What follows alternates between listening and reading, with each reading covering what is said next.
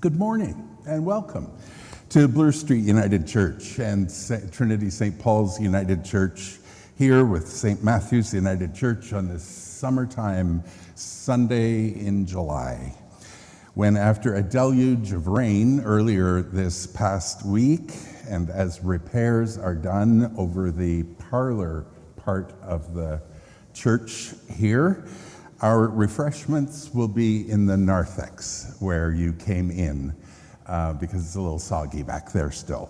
It's good to be together in our diversity, which takes so many wonderful forms and enriches us, together in our yearning, which inspires us to strive for meaning and for hope, and together in our journey, which is why we support one another along the way. I'm glad you're here. As usual, our worship here combines prayer, poetry, images, music, reflections, story, and more. And on the subject of poetry, as the fictional English teacher John Keating, who was played in the movie by Robin Williams, says in Dead Poets Society, "I'll tell you a secret. We don't read and write poetry because it's pretty. We read and write poetry because we belong to the human race, and the human race is filled with passion.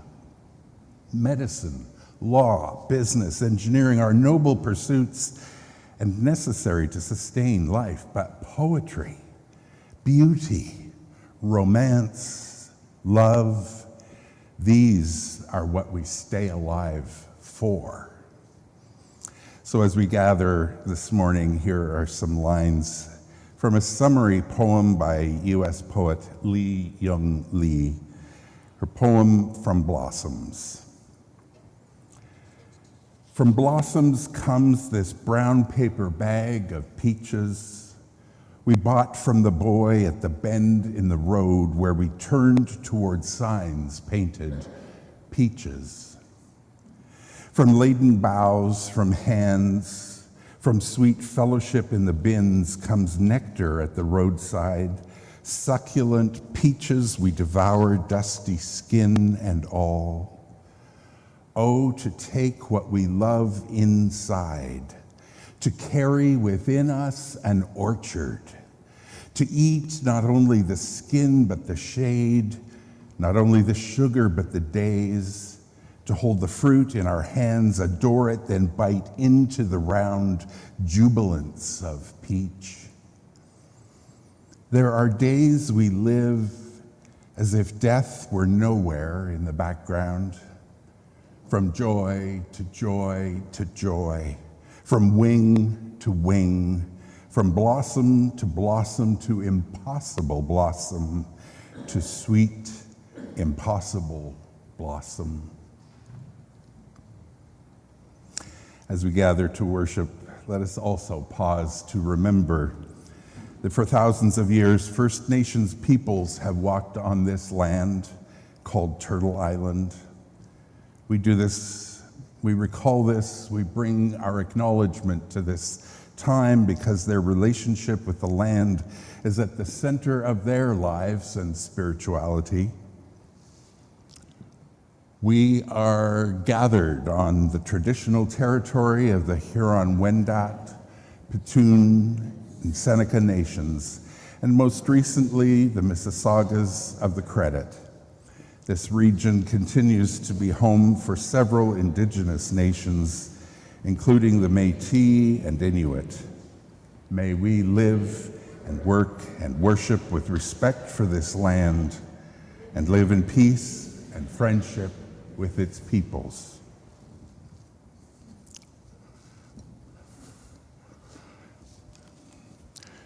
And we light this candle, for it is a symbol of the quiet persistence of prayer.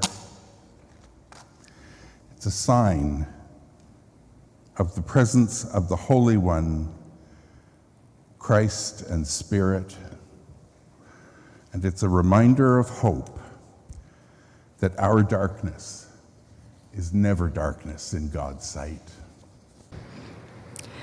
God steadfast love, we are drawn to your presence, like a bee dancing from flower to flower. We feel your warmth, like a sunbeam falling through the lush green of a tree. We slow down and listen to the quiet tones, like the soft gurgling of a creek. God, move us to be courageous, to take a step towards you, to take your outstretched hand. Ground us to be patient, searching for your life-giving word. Fill us with confidence to trust your healing spirit with our fragments of life, to weave together broken pieces. Install hope in us to be part of your dream of a more just world. God, steadfast promise, unfold your presence in our lives. Amen.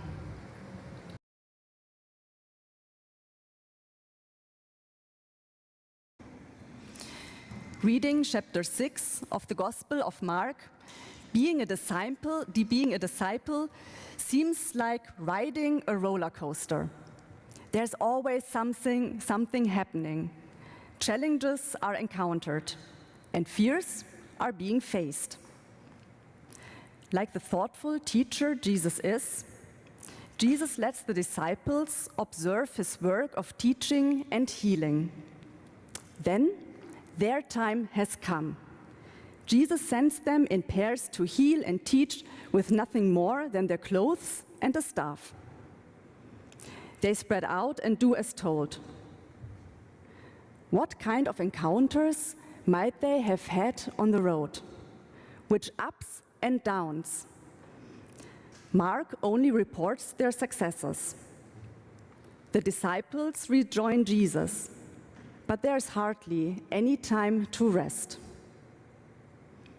The Gospel reading is from Mark 6, verses 30 to 34 and 53 to 56. The apostles gathered around Jesus and told him all that they had done and taught. He said to them, "Come away to a deserted place all by yourselves and rest a while." For many were coming and going, and they had no leisure even to eat. And they went away in a boat to a deserted place by themselves. Now many saw them going and recognized them, and they hurried there on foot from all the towns and arrived ahead of them. As he went ashore, he saw a great crowd, and he had compassion for them, because they were like sheep without a shepherd, and he began to teach them many things. When they had crossed over, they came to a land at Gennesaret and moored the boat. When they got out of the boat, people at once recognized him and rushed about that whole region and began to bring the sick on mats to wherever they had heard he was. And wherever he went, into villages or cities or farms, they laid the sick in the marketplace and begged him that they might touch even the fringe of his cloak, and all who touched it were healed. In this reading, we hear God's voice. God is still speaking. Thanks be to God.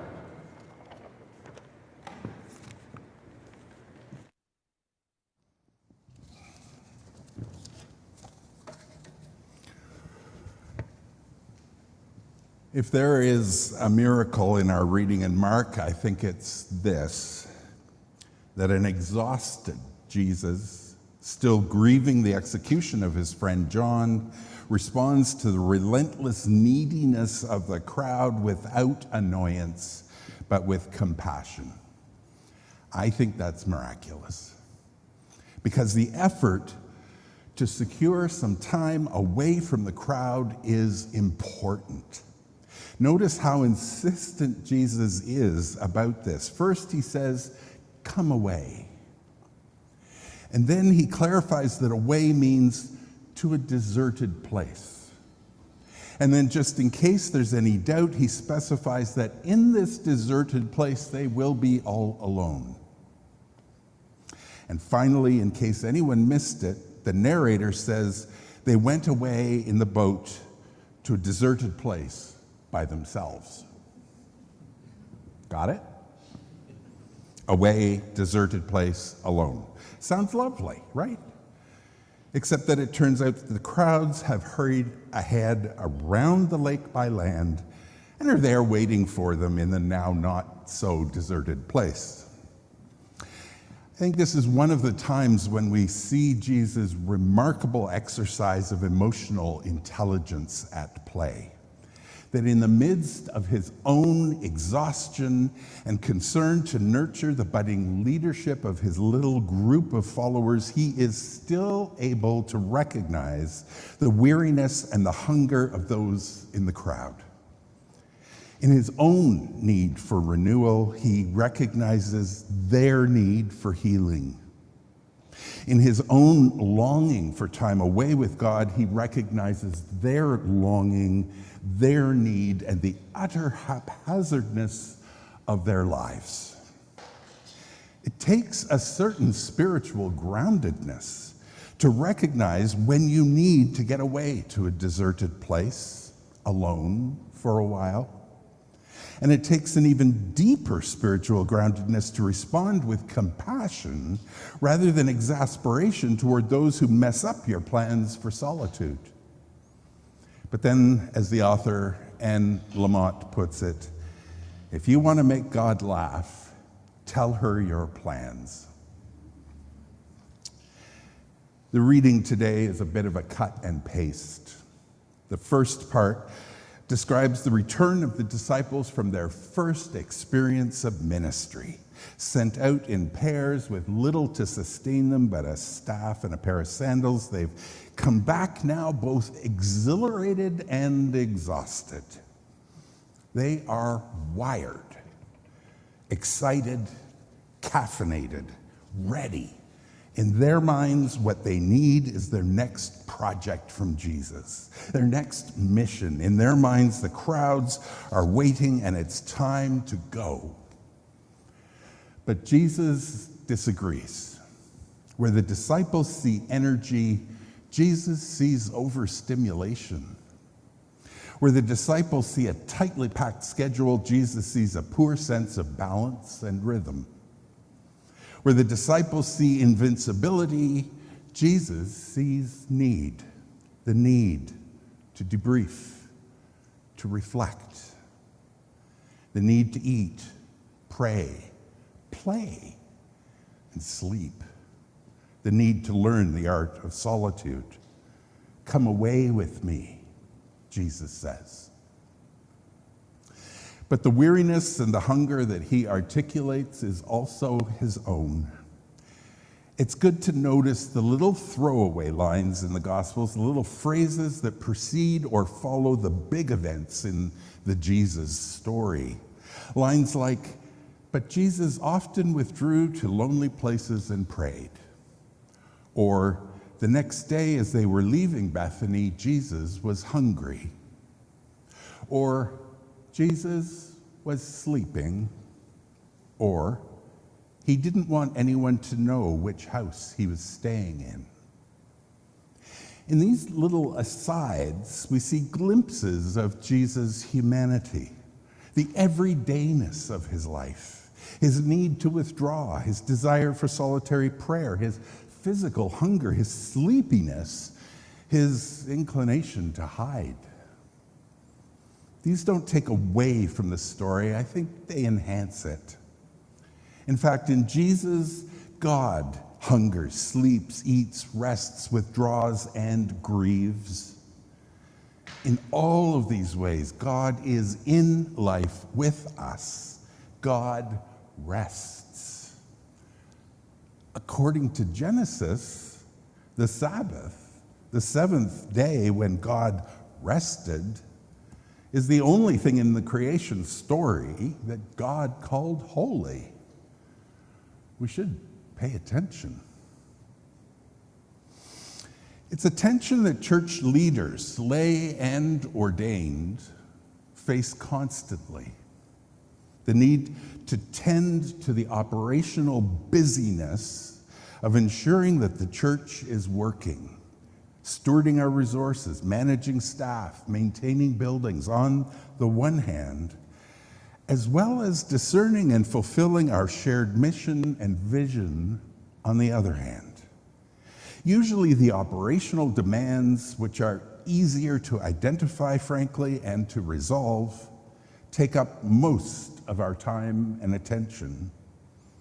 And many people see this as the real leadership that keeps things running. The more complex leadership required for discerning our way, focusing our priorities, deepening our faith, and inspiring us can easily fade into the background. But here in Mark, it's the opposite.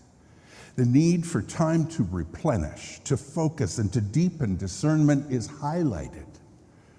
The operational stuff that also needs to happen actually happens in those missing verses where Jesus feeds a crowd and walks on water to rescue his terrified friends in a storm-tossed boat. You know, when it comes to leadership, the Bible is an odd reference point.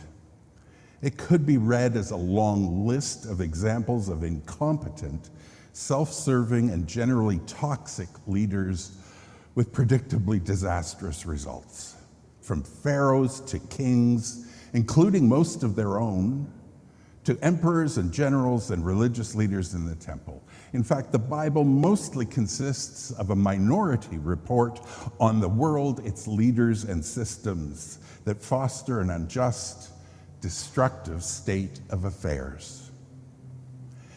But beyond the protests of the powerless, there is also in the Bible a deep prophetic concern about the danger that comes when people have no shared vision, no commitment to common values, no concern for neighbors, no basis for trusting others, or no confidence that anyone's individual contributions can make a difference. So it's not that the Bible promotes a specific style or form of leadership. It is, however, committed to promoting a quality of leadership and raising alarm when that quality is missing. And that quality is an exercise of leadership that fosters a thriving, life-giving community. In other words, the Bible has no patience at all for leaders who are not committed to empowering, affirming, and liberating the people who they lead. When that quality is lacking, people have to deal with a lot more than discouragement, aimlessness, and conflict. They suffer in their bodies and souls because of leaders who are predatory, arrogant, domineering, careless, inept, or absent. Those who suffer most are powerless people, vulnerable people, poor people, the people in the crowd. The crowd are being denied well-being and justice, and the offense of this seizes Jesus. The system has failed them. They are vulnerable in a predatory world. Nobody cares for their well-being or even notices them. No one guards their human dignity. Jesus is a magnet for them, not just because he provides healing, but because he restores people. He refuses to lead by domination or intimidation. The people who are drawn to him have already been discarded, plundered, and denied dignity by their leaders. With him, they experience the opposite. That's powerful. That's leadership. And while some will always insist that faith must come before the healing and belonging, Mark makes no mention of faith in connection with those who are healed or those who are fed. Jesus simply feels compassion. And the Greek root for compassion means gut. Compassion is visceral. It's a feeling, certainly for Jesus, that generates a doing.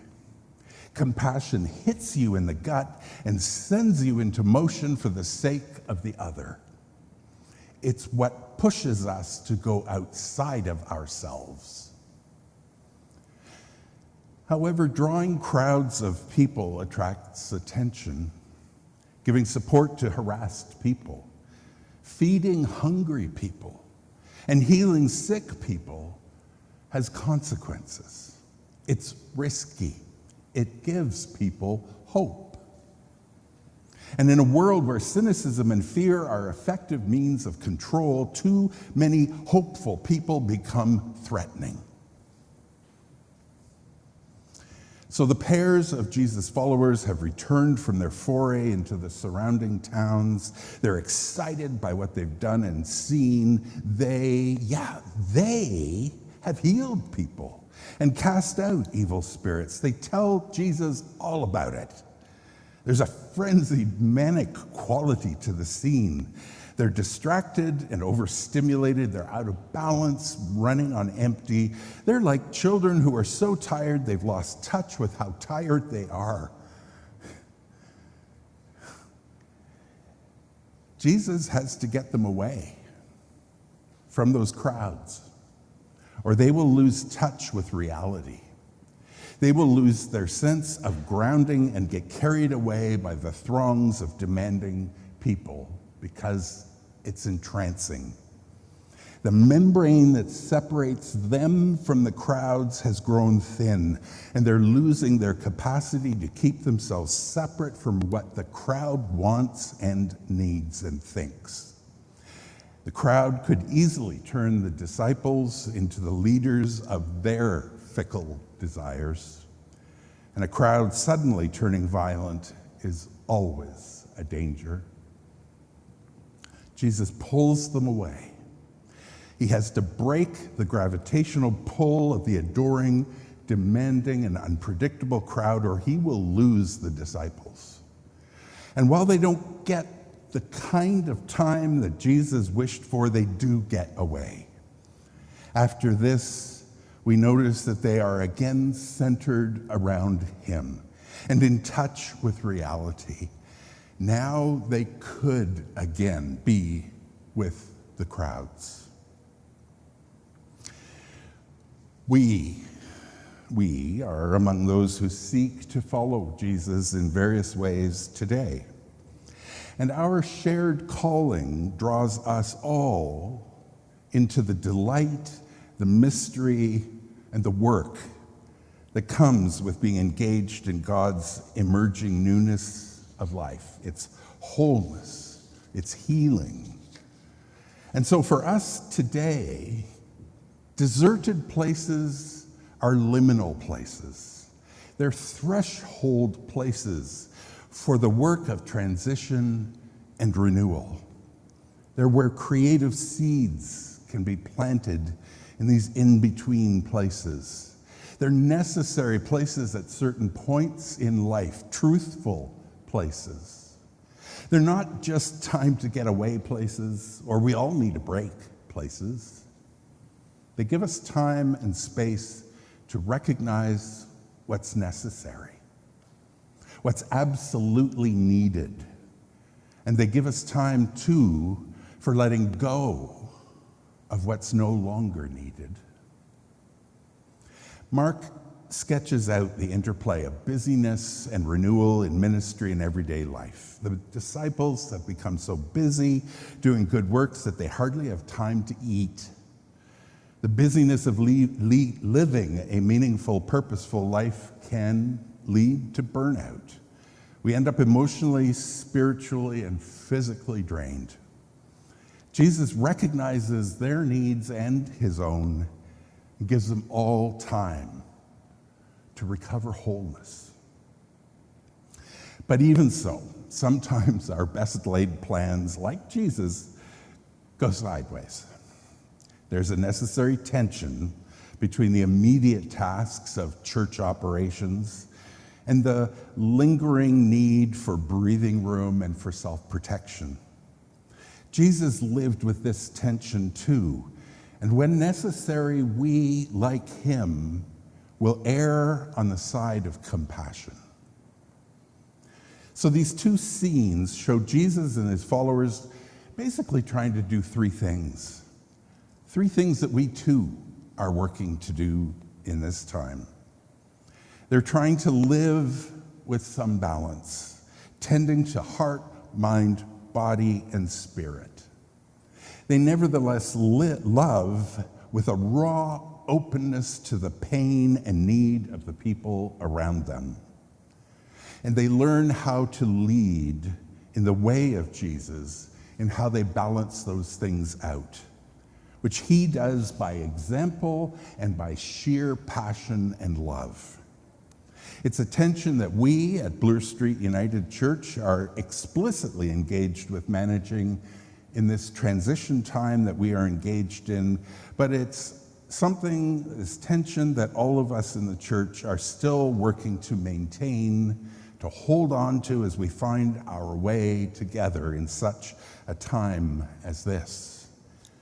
And so, once again, we look around and find that we are not alone. We are with one another. God is with us. Thanks be to God.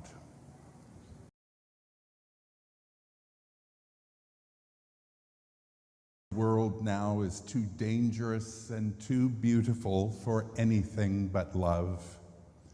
May your eyes be so blessed that you see God in everyone, your ears so you hear the cry of the poor.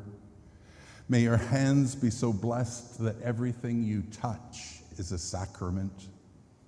May your lips be so blessed that you speak nothing but the truth with love.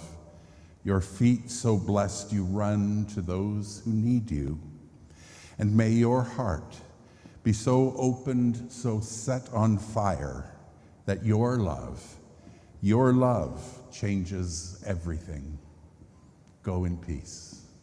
Amen.